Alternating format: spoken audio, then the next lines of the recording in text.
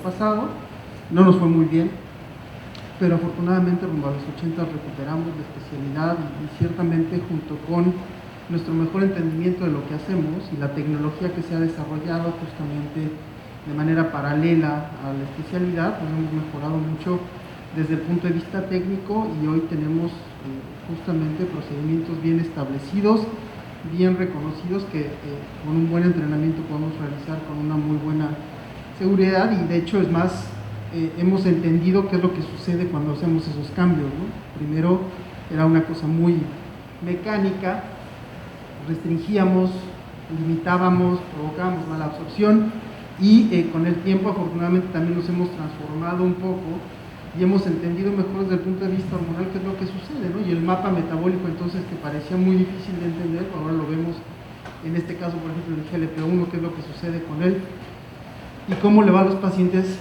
gracias justamente a estos cambios, ¿no?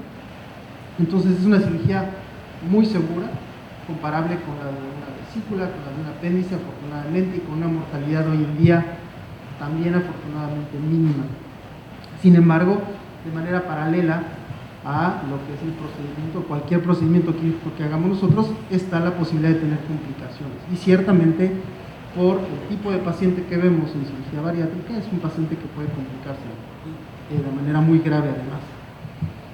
Si bien como comentaba la morbimortalidad es mínima ya, es cierto que por los recursos que se van a necesitar para tratar estas complicaciones son altos, las estancias son prolongadas y las repercusiones que tienen estas complicaciones en lo social, en lo familiar, en lo laboral son muy importantes. Entonces, la misión de esta plática, como lo entendí yo cuando me invitaron a darla, es justamente buscar nuevas cosas, nuevos elementos que analizaron justamente nosotros como cirujanos bariátricos, que nos permitieran prevenir y en algún momento predecir estas complicaciones.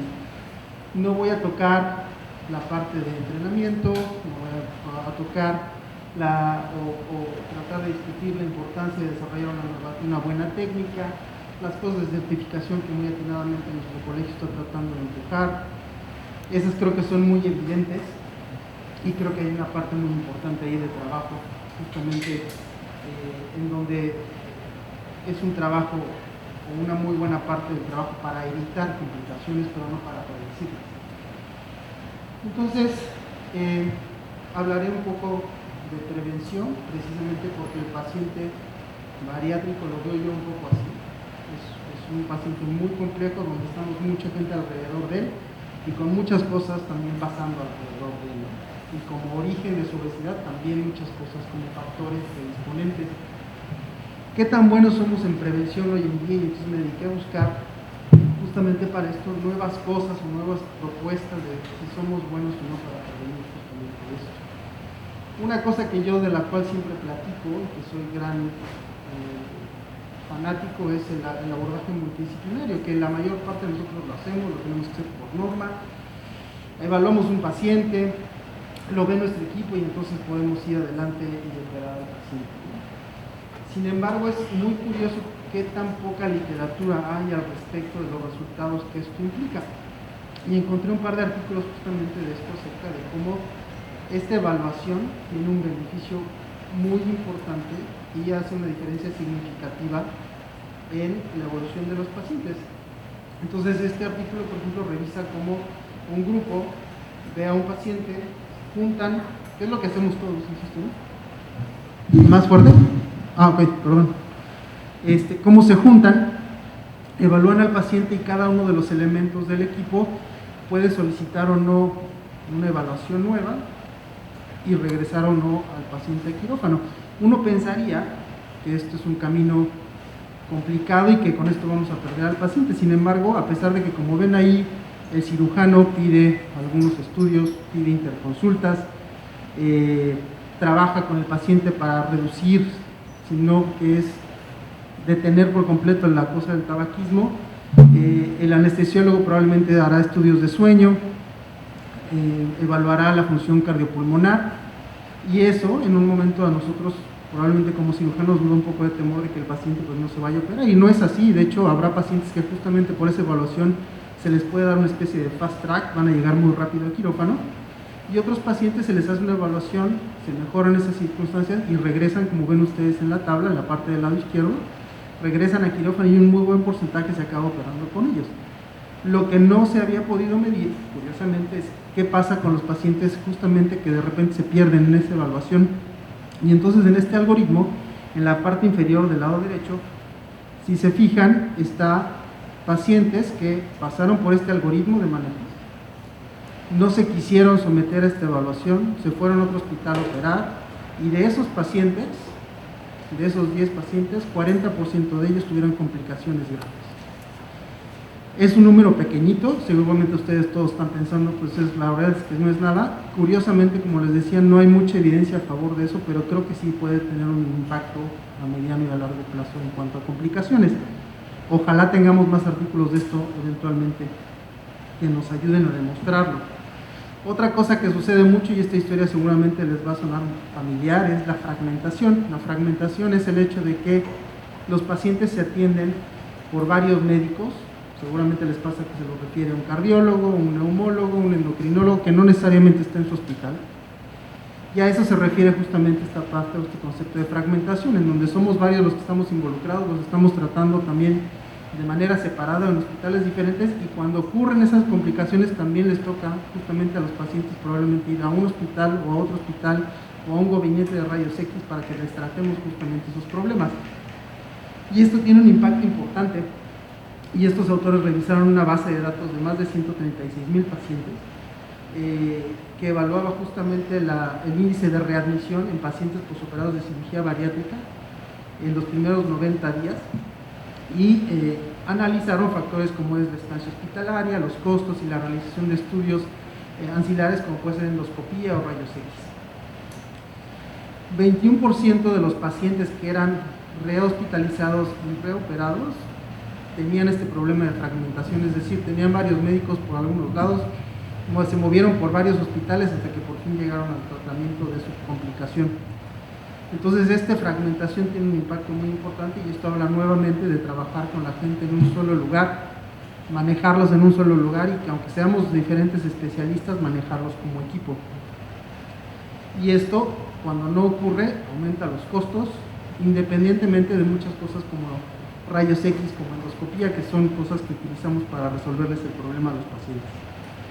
En eso estamos, y eso es lo que pude encontrar ahorita desde el punto de vista de prevención. Lo más nuevo, seguramente tienen varias ideas ustedes de lo que hacemos de manera convencional. Y hablando de predecir, tratar de adivinar qué paciente se nos puede complicar y qué hacer al respecto, encontré que es todavía más difícil y que tampoco somos tan buenos, desgraciadamente. Ya desde hace más de 10 años empezaron a salir intentos de escalas en donde, tomando en cuenta varios factores que tienen estos pacientes, se podían predecir las complicaciones, y ya sea que se prepararan con más cuidado a los pacientes o se tenían estos factores en cuenta durante la hospitalización. Y les presento algunos ejemplos que, insisto, recientemente, de 2018 para acá, han intentado justamente englobar esto, y lo que he encontrado es una gran heterogeneidad en cuanto a la posibilidad de que nosotros logremos establecer estas escalas. Entonces, es un estudio de Holanda, de un grupo con mucha experiencia, en donde describen esta escala de BASIC, le llaman, y en donde de una serie muy grande de pacientes analizan cuáles son los factores que predispojeron a los pacientes a tener más complicaciones, y como lo van a ver ahí en la pantalla, no son los que uno esperaría, ¿no? En este caso, la utilización de anticoagulantes, portadores de POC, dislipidemia, sexo masculino, antecedentes psiquiátricos importantes y cirugía de revisión, que de esos, el único que me suena a mí sería cirugía de revisión. Uno no pensaría justamente en el sexo masculino o la dislipidemia como factor predisponente a ocurrencias de complicaciones graves, ¿no? Y eso se ve en el impacto de este artículo. Para ellos les funcionó, pero extrapolar estos resultados a otros grupos parece que puede ser difícil. De acuerdo a la presencia de las complicaciones, se les daba una clasificación 1, 2 y 3. Y de acuerdo a ese 1, 2 y 3 se podía predisponer entonces que estas complicaciones ocurrieran y los pacientes tuvieran problemas durante la hospitalización o el postoperatorio inmediato. Fue muy útil en los pacientes con la clasificación 1, no así los que estaban más graves, que tenían más factores asociados 2 y 3, cuando hicieron el análisis univariado y multivariado.